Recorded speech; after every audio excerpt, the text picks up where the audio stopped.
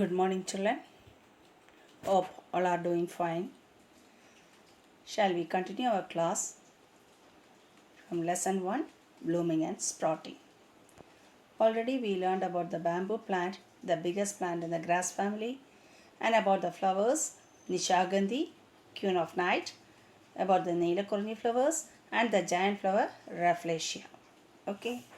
Now, plants can be identified by the shape of their leaves and also can be identified by smell of the leaves.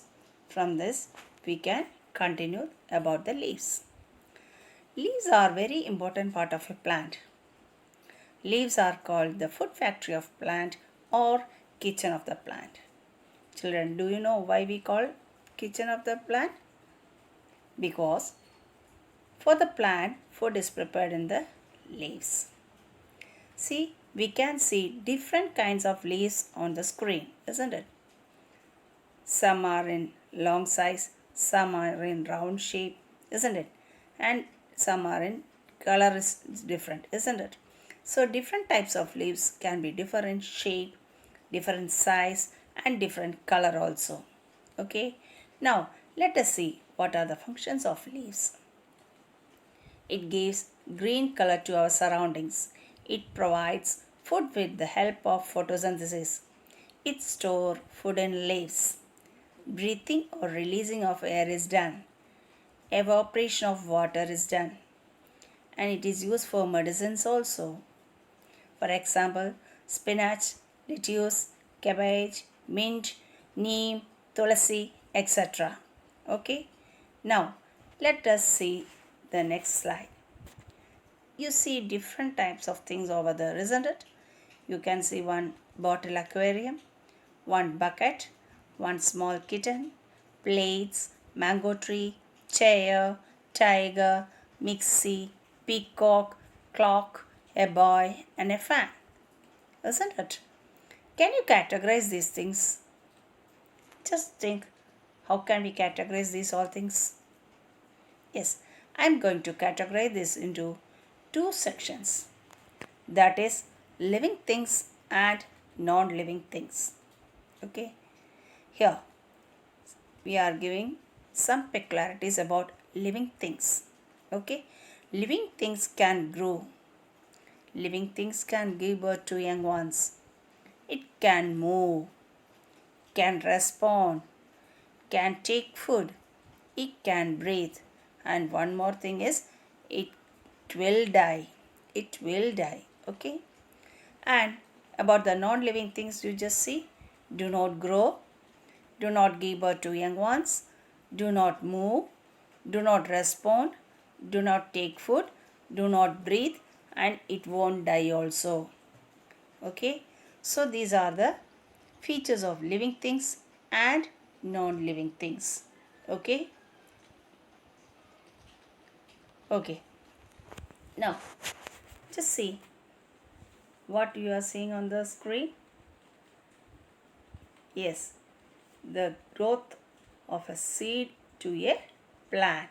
Yes, we are discussing about the germination of the seed. Okay. The life of a plant starts from a seed. The seed is protected by an outer covering called seed coat. The seed contains a small baby plant called embryo.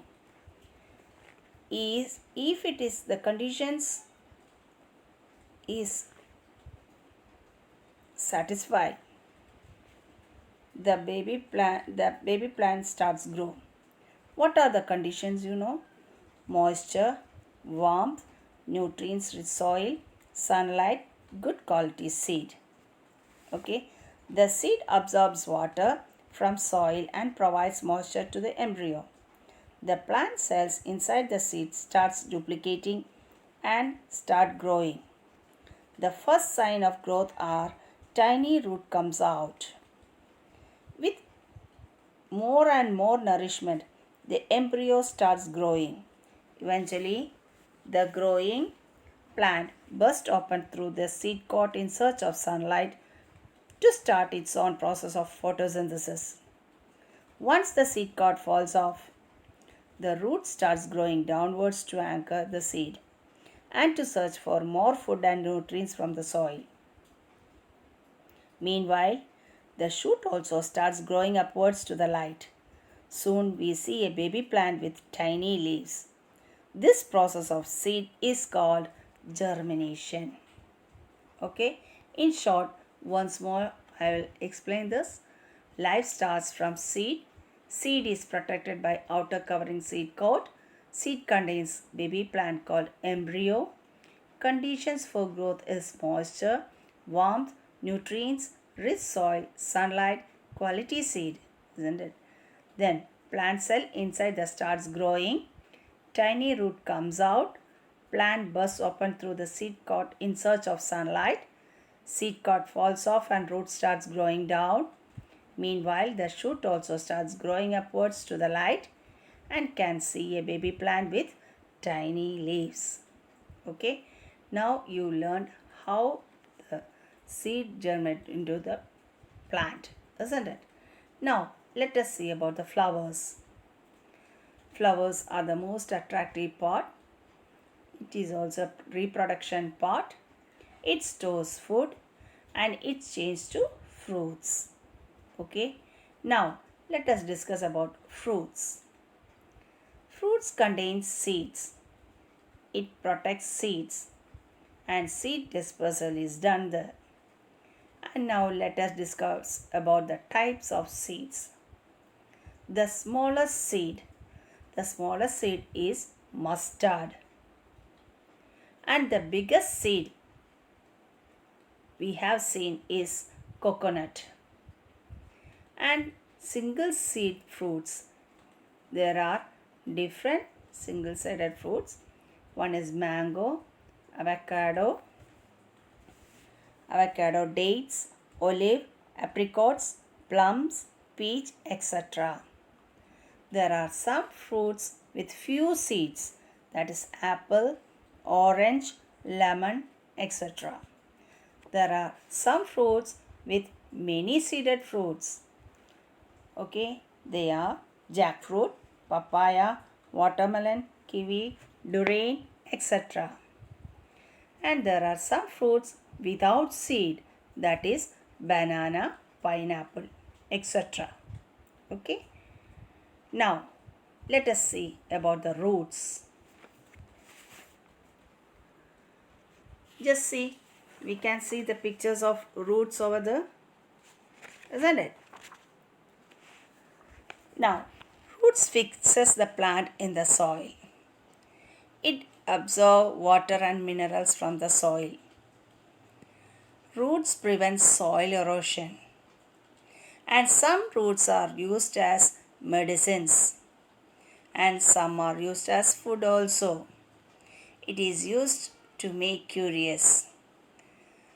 Types of root are taproot and fibrous root. Okay. Now, let us discuss about the stem. Stem supports leaves and branches. It transports water and minerals from the root to leaves. In some plants, stem stores food.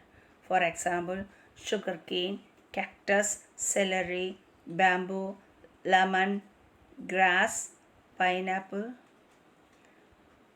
lemongrass, pineapple, etc. Not lemon, it's lemongrass. Okay, lemongrass, pineapple, etc. Okay, now let us see about the cactus. Cactus can also grow in places where there is water scarcity. The stem does the work of the leaf. Cactus can store water for a long period. Tough skin keeps the water from evaporating. Okay, there is no leaves for this cactus, isn't it? Just see. Okay, now let us see the parts of a plant. Already learned about this. Parts of a plant: root, stem, fruit, flower and leaf. And parts of a tree, we can see one other picture with roots, trunk, branch, leaves, flower and fruit. Okay, Now, let us summarize.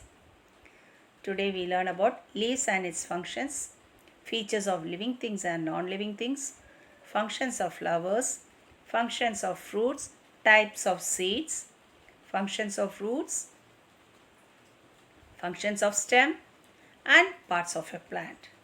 Next class we will discuss about the textual exercise and text back exercise. Okay, now that's all for today. Thank you.